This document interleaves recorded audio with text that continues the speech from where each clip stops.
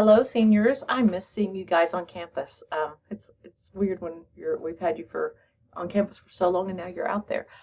Two things. So as we're wrapping up chapter 5, I will get the EAQs grades, make sure they're all in the grade book where they need to be today, which is Monday the 26th. And as that takes us into week 6, we're looking at chapters 15 and 17 for our EAQs, specifically looking at chapter 15, which is solving problems, and chapter 17, which is delegation. Now, several of you have been in your clinicals, and when you're doing your discussion boards based on that, we're seeing a lot of solving problems and delegation almost on a shift by shift basis. Most of it has to do with staffing. Is that kind of what you're getting the impression of? It seems like there's a lot of staffing issues. Our hospitals are full. Where do we put our patients?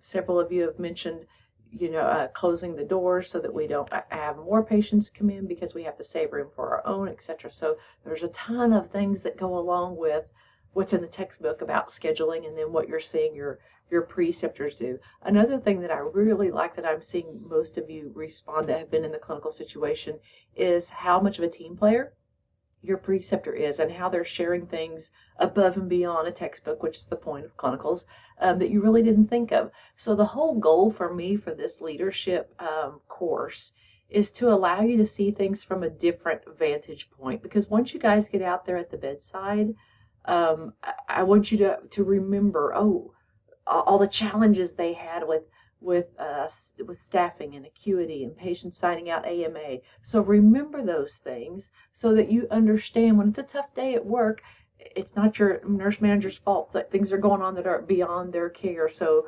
that sometimes has that fallout effect. Also, I really want to challenge you to find a place to work that has those leaders and those managers and leaders that really support their team. Several of you have mentioned so many times about how good your preceptor is to check on all the nurses, make sure they know how all the nurses are, how their patient assignments are going, if they need help, giving them bathroom breaks, giving them breaks, watching the telly so they can do other things. So having a leader like that will set you up for success, especially in that first job. So that's a question you might want to ask when you're doing those interviews.